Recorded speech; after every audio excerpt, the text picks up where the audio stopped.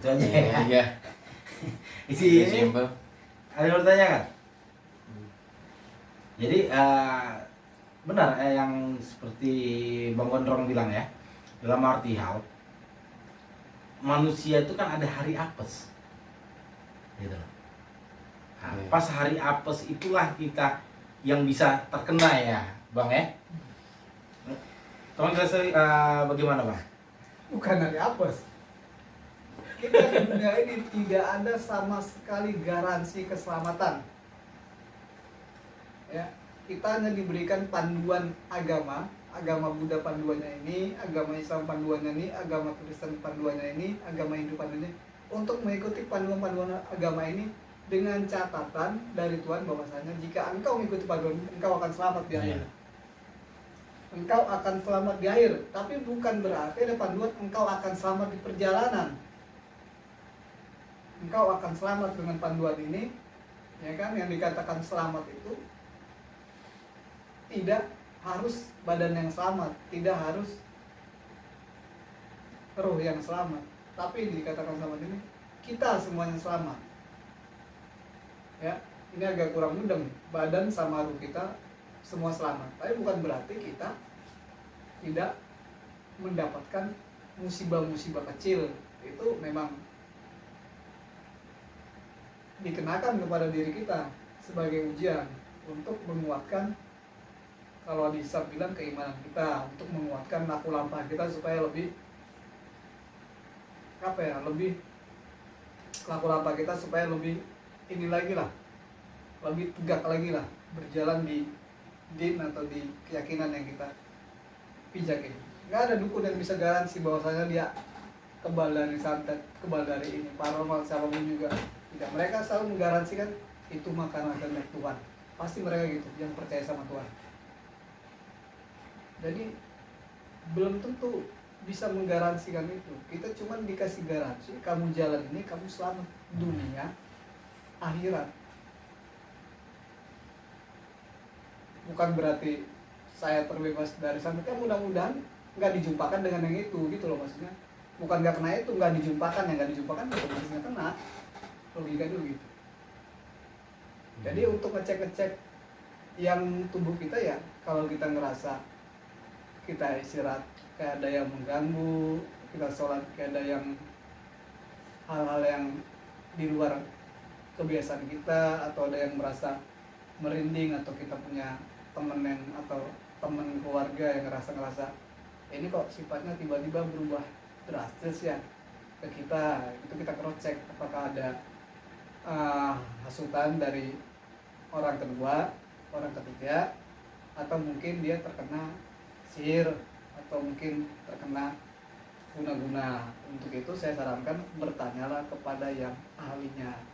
Ruqyah, ahlinya kepada tukang ruqyah. Guna-guna atau sihir, ya ahlinya boleh kepada tukang ruqyah, kepada para praktisi. Saya cuma sarankan seperti itu.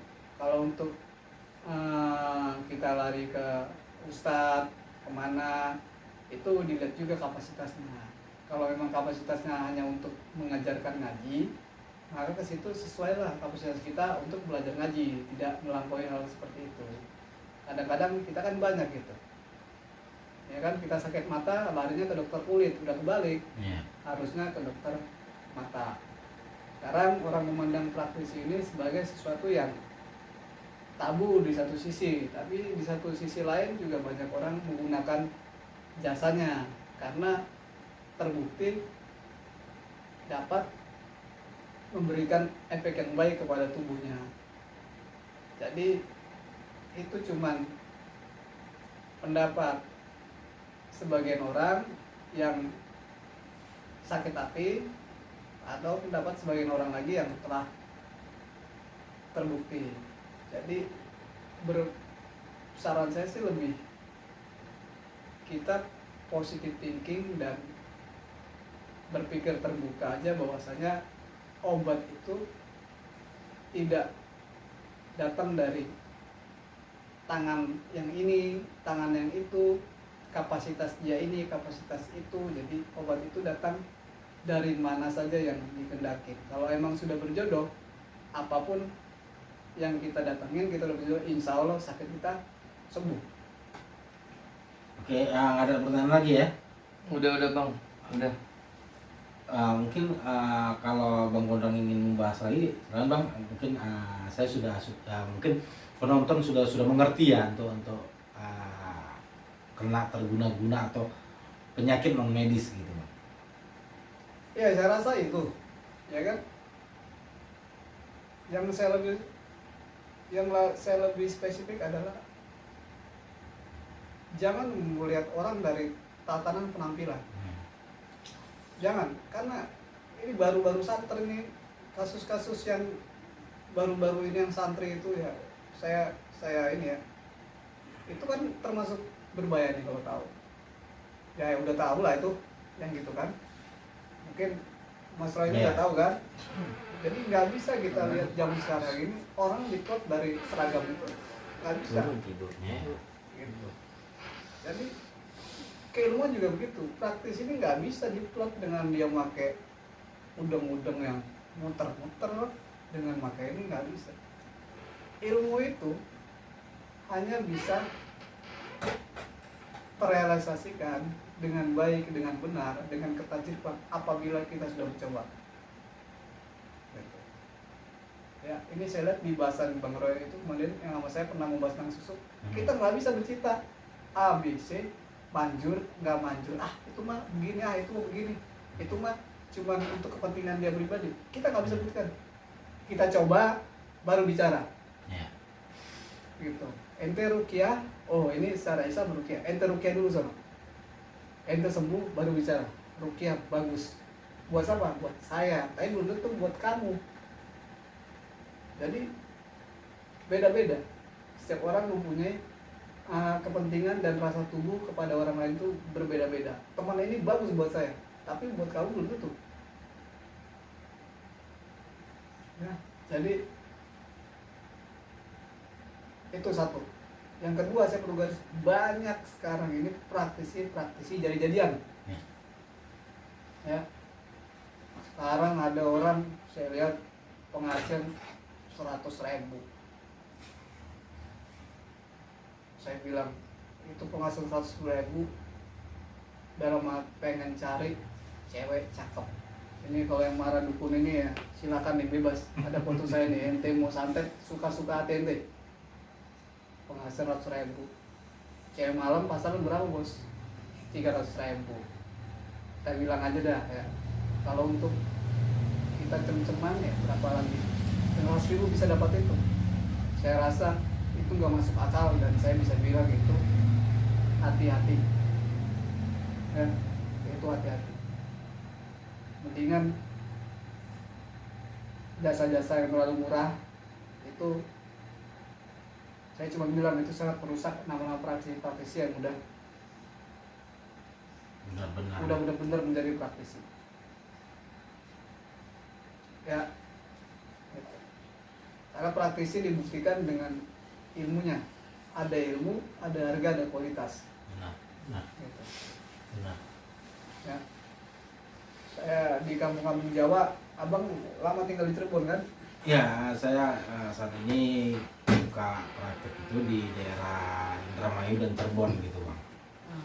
Ini abang ini udah lama di Cirebon ya. Sekarang saya tanya pribadi, kira-kira masuk kagak dia kalau abang tuh untuk menghasilkan 50.000? Kira-kira ya untuk kelas kampung Cirebon dah. Enggak. Masuk di akal apa enggak? Enggak.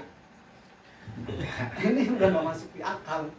Saya menjumpai di grup-grup Jakarta Facebook ini harganya ini ngeri-ngeri banget.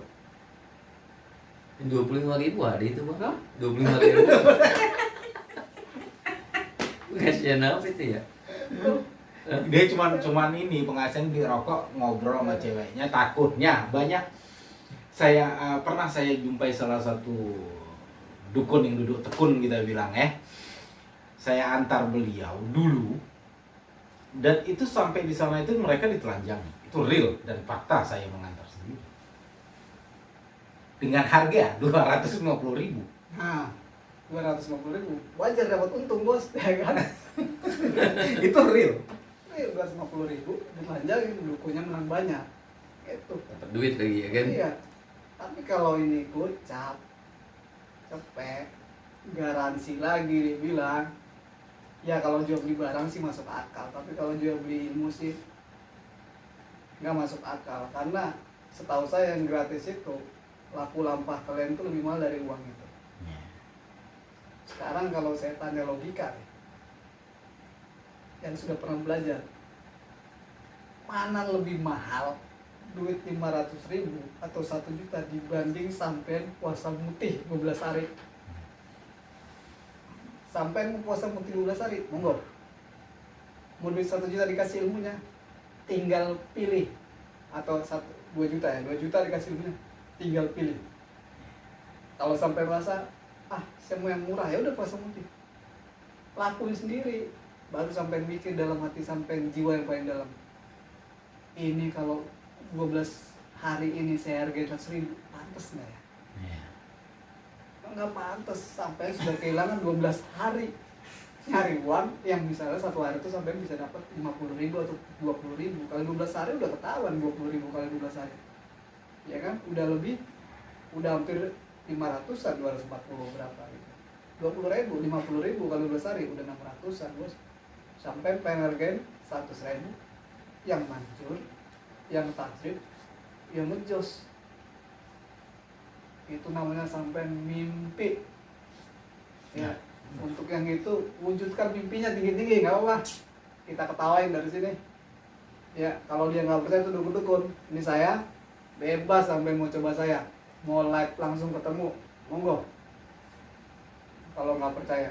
Jadi buat praktisi-praktisi yang baru-baru ngasih harga-harga murah, yang baru belajar atau yang pengen lihat-lihat ini, ya cuma bilang saya nggak percaya dengan ilmu yang segitu. Mau sampai percaya monggo, tapi kalau udah di atas 500, di atas 300, saya yakin orang juga pasti ada kerjanya.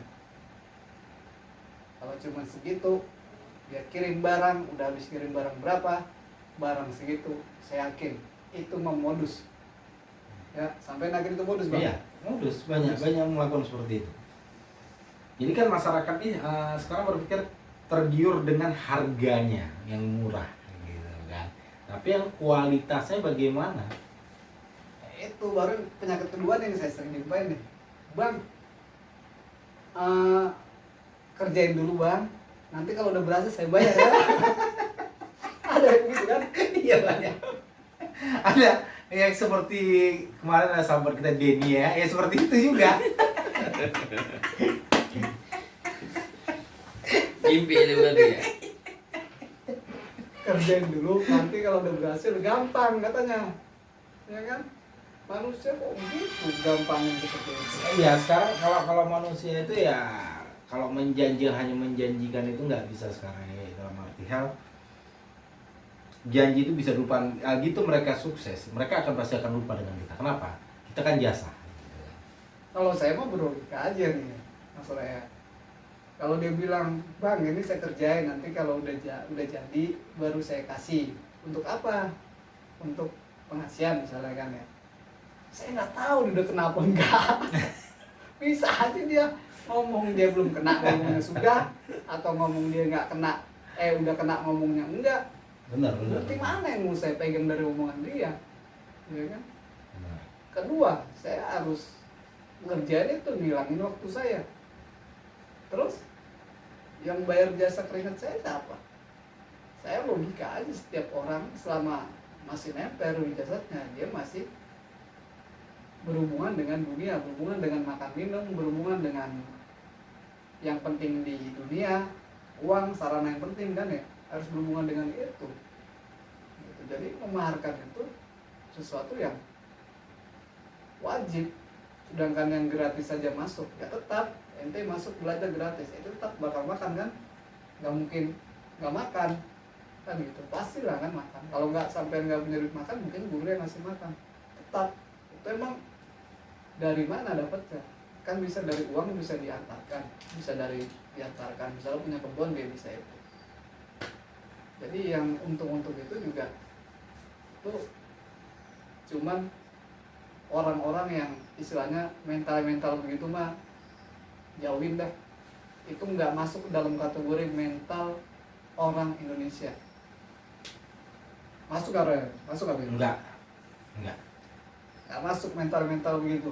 Mental yang mau dia untung, tapi dia orang lain nggak dilihatnya kerja kayak gitu. Kalau dia mau begitu ya boleh datang ke rumah saya suruh dia bangun apa, ya kan, setelah bangunannya jadi baru saya bayar. Mau deh kayak gitu, nggak ada yang mau gitu kan. Jadi hendaklah kita ini saling tepas liro. Jadi kalau saya dulu belajar, guru saya minta ini, guru saya cuma minta udah kamu datang aja tiap malam Jumat, ya, saya datang tiap malam Jumat. Nggak bayar, saya gratis tuh Bang. Cuma malam Jumat dari jam berapa sampai jam berapa, pagi-pagi ngorok lagi misalnya kan ya, tiduran hilang lagi itu saya, nanti datang lagi dari rezeki beli martabak, beli ini. Tetap aja kalau itu mau lebih banyak dari duit cuma 1.000. Dapat ilmunya juga nggak langsung tep nggak langsung dapat, pelan tahunan, ya kan. Mas sendiri belajar tahunan juga kan. Iya. Kalau hitung duit ya 5 juta malah lebih kali kalau di itu keringat kita di uang kan, lebih 5 juta 10 juta Pak.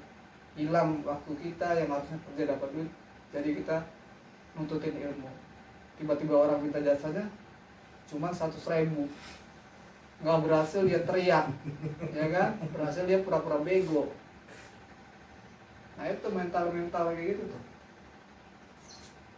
ya. Kalau belum cukup duit, tahan dulu nafsunya, ya kan. Dia agak menjelaskan kalau belum cukup modal buat kawin, jangan kawin dulu bos, mending puasa aja.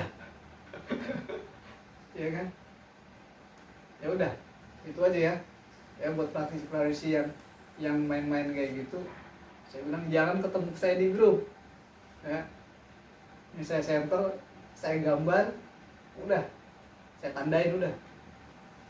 Apalagi ketemu di dunia nyata, ya kan, saya senyumin aja. Baru satu lagi yang begitu, hidup sampean bakal belangsat, sampean boleh cross check hidup sampean sendiri.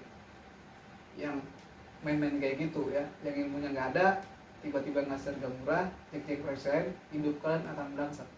Kalian cek hidup kalian sendiri. Ya, saya rasa saya udah nggak ada jelasin lagi yang itu, yang udah terkena gangguan atau mungkin ada dirasa badan yang aneh, silakan bertanya kepada praktisi lain. Anda buka sesi tanya jawab, Anda jumpain, jangan pakai ragu, mudah-mudahan sembuh. Boleh ke Bang Roy nanyanya, silakan Bang, saya ada gangguan begini Bang, tolong cek, saya jumpain Bang, pengen ini. Udah, berapa Bang? Marah Bang, sekian, cek, bersihkan. Saya jangan sampai bertanya satu orang, bertanya ke orang lain, bertanya orang lain, tapi sembuh. Nggak sembuh, cuma nanya. Bayar duit sampean habis bertanya. Nah itu aja, jangan lupa di like, di subscribe, sama di share di channel kepada semua atau teman-teman praktisi ya kan, yang lain. Kita saling support, stop praktisi abal-abal di Indonesia ini, karena jiwa mental Indonesia bukan mental gratisan, bukan mental berhasil dulu baru bayar, bukan mental murahan. Ilmu leluhur kita ilmu tinggi, maka harganya dengan harga yang tinggi dan pantas ya. Oke dah Bang ya. Oke bro, mungkin kita akan bahas lagi atau mencari sejarah lagi di Pulau Jawa. Ketemu lagi dengan saya, Roy Pradana Cakra Jiwa, dan saya Mbak Gondrong Bang. Tandain ya. oke bro, satu hati, satu rasa, Cakra Jiwa. Assalamualaikum warahmatullahi wabarakatuh. Wah.